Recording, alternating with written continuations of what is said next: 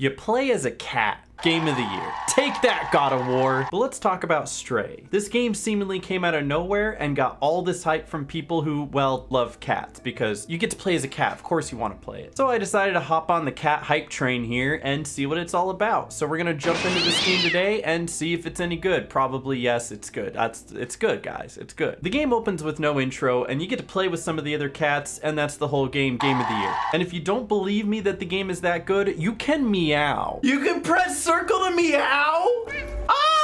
Honestly, let's just hand it to him already. But at the very beginning, we get separated from our pack when we slip on a drain pipe and our friends give us the most nonchalant, well, sucks to be you. And the cat falls down into this sunken city where we have to navigate dangerous terrain such as terrifying creatures, city rooftops, and Charlie Sheen drunk in an alley. But this is where the game begins as we try to escape from this city. We venture on and pass Anakin Skywalker after he's lost the high ground, and then get chased by some creepy blob things. The cat learns how to play some basketball. They're playing basketball.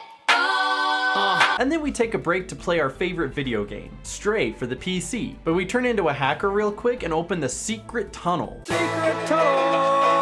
And meet our new best friend, the head of that one alien lady from the new Star Wars movies. Yeah, I know they're not canon. Their name is B12. Bingo!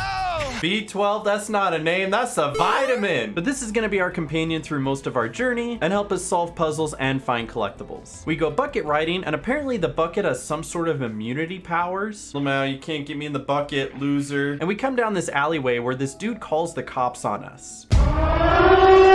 Narc. But we're told we gotta meet this Momo guy.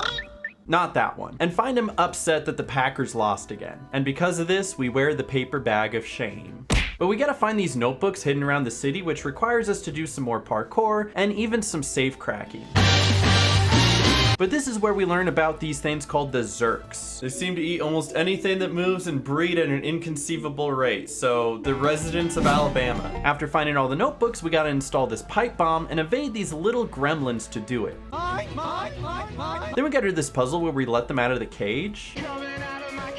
Then we installed DirecTV, and now that I think about it, this story is just the City of Ember. You ever see that movie? Well, it was awful, read the book instead. We find Momo down at the bar where we play some co-op video games together, and we use our second grade knowledge of how to tell time to open up a secret lab, but also I don't know how accurate it is to have a 16-hour day cycle. I guess that's what you get for living underground. We gotta find this dude named Elliot who has a much cooler stream setup than I do, and we gotta collect some cans to trade for a blanket. Something G Fuel Energy, use code MEGASNOOP. But actually that has nothing to do with what you're supposed to be doing, and instead you have to spill this paint bucket to open this door, to get this detergent, to trade it for this cable, and to get grandma to knit you a scarf. And if you didn't know that, neither did I, and I had to look it up, so don't feel bad. We're able to finally exit the slums and get a smiley face sticker, or sad face sticker. And then we play some quick temple run.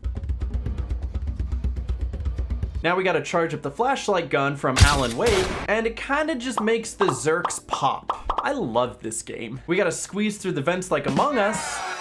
Okay, I get it. The joke isn't funny anymore. Let me scratch that one out. Then we head into the sewers to meet the Ninja Turtles.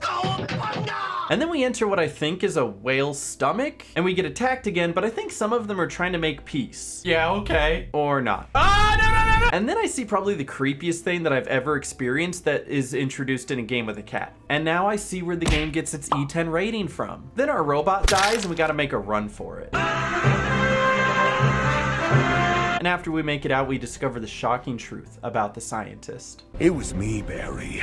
I made them draw Lola Bunny with fewer sexual features. We reach this one guy who is speaking French, and he tells us how to get out. So we make our way to Little Tokyo, and we meet a wizard. And we continue to make some outdated jokes. Till he took a screwdriver to the knee. We find our contact who tries to beat us with a lamp, and they send us out with an illegible note. Nope, Ollie. We wake up a drunk, and don't try this at home. And we steal a jacket with the power of dubstep. We gotta sneak through the factory in this stealth-like area like Metal Gear Solid. And then we steal a AA battery and have to make our escape to a very convenient bucket. That's a really convenient escape, I'm not gonna lie. And then we go clubbing. I love this game. And then we go to jail. But that allows us to do this really fun elaborate area where we get to sneak our way out. Brother, your cell's open. You can leave. Brother, oh, you have no head. And we also freak out some of the security guards as well. We break a window and then our robot companion puts the future of the world in our hands, which is such an odd concept to me, I suppose. Like, you got this cat and you're like, the fate of everyone rests with you. And he's just like, and then the cat literally drives the subway. I love this game. We make it to the city center and this guy is just like, oh, I don't know what we're doing. Well, I'll tell you what we're doing. Sabotage. Me and this robot make such a good team though, can't you tell?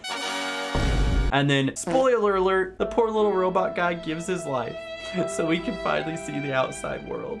I sure am gonna miss BB-8. And after we open up the doors, we can finally make it back to the outside world and do the cat jam. And that is Stray. Short and sweet and adorable. But quick thoughts, this game took me about 5 hours to beat, and it's a $30 game, so really the contrast there isn't too bad at all. But you can definitely put more time into it if you want to get all the achievements. I'm actually working on one right now. You have to sleep for a whole hour in the game, so I've literally had that up while I've been recording this. But the graphics are gorgeous, the gameplay is immersive, it's an atmospheric game, and it really emphasizes that point. But I'll keep it short and sweet just like the game. I give it a Game of the Year out of 10, Cat Jam.